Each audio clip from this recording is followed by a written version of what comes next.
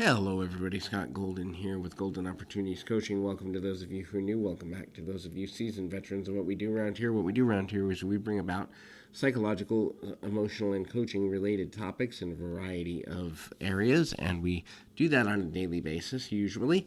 There's over 300 audios for you to check out, so hopefully there's something of use to you.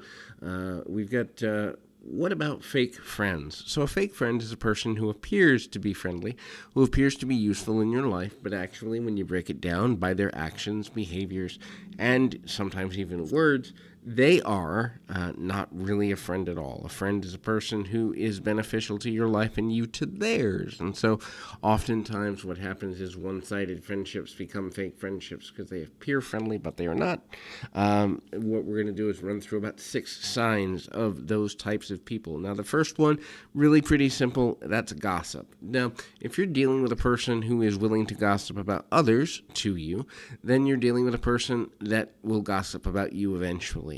Most times, the person who gossips is a person who, for the most part, is looking for attention, and they can gain attention pretty simply and easily through the concept of talking about others and talking sometimes negatively, sometimes critically, but oftentimes talking about what other people have going on in their lives and passing judgments or making assumptions about those individuals. And if they're going to do it about others to you, then they may be already doing it about you to others. And if they haven't already, they will sooner or later, just because that's how human nature begins to work. So the next thing with that is they will scapegoat you. So a good friend is going to have your back no matter what goes on. A good friend is the person you can call at 3 a.m. when you've just broken up with your significant other. A good friend is the person you can call on a Saturday morning, Friday night, Saturday morning, and you had a little too much at the bar, and they'll make sure you get home safely. That's a good friend. A bad friend, though, or a fake friend, is a person who is going to throw you under the bus in order to save themselves. They will make you the scapegoat in almost any social situation, not because necessarily you are a good or bad person, but because they don't want to take any responsibility that they don't have to for decisions they've made that are negative to the overall greater good for themselves. They are very image conscious and image centered. They are not concerned with what's going on with you unless it directly affects them, and the only time they're really focused on you is when there's something they can gain. The next is these are individuals who will constantly cancel plans. We all get busy, right? And we all know what it is to get overly inundated with obligations, things to do, promises we've made that we overextend ourselves. Sometimes we double book ourselves. I dealt with that this week with my own clients. But a person who is honest and integral with that, with a double booking, will admit, hey, I didn't use my time rightly. I didn't use my day planner correctly.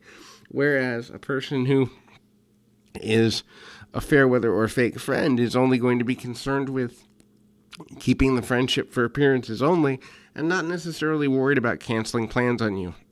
Now, we've all had to cancel plans once or twice due to illness or just other things going on. But when canceling becomes a habit, you are not their focus, and they are not a real friend, because a real friend is going to understand the impact of their actions and be self-aware enough to realize that negatively impacting you by canceling is harmful, hurtful, and unnecessary. The next is they leave you out of things, whether it's what's going on in their life, whether it's plans that they make, they make plans with other people, have time for other people, don't have time for you, or if they are leaving you out of important details like, hey, I just got engaged, or hey, I just found out I was pregnant, or hey, I got a new job. You hear it. You hear about it or learn about it through other methods than communicating with your friend. This could be learning about it on Facebook, learning about it through mutual friends, learning about it by just happenstance or whatever have you. This is a fake friend because they only want to reach out to you when it's to brag, and they're not including you in their day-to-day life. The next to last thing is, do you have the friend that only calls when they need something, only calls when they want a favor, or when they are in need of somebody to help them out of a situation? Again, this happens from time to time. We all need help, a little help from our friends here and there, but if the only time you hear from a person several weeks in between, several months in between is, hey, I haven't heard from you in forever, but can you help me with blank, please?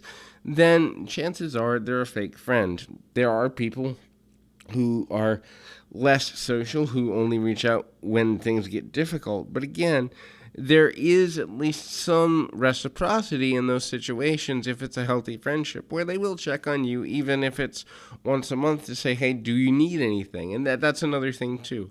Are they giving back to you as much or close to as you've given to them over time? The last thing is selfish conversations.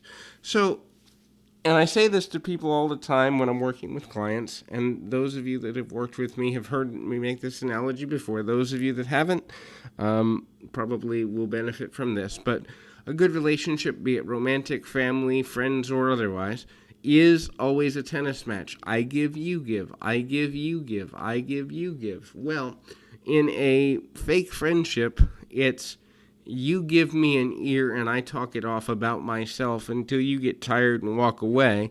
I pause because you have walked away, and then I talk about myself when you return.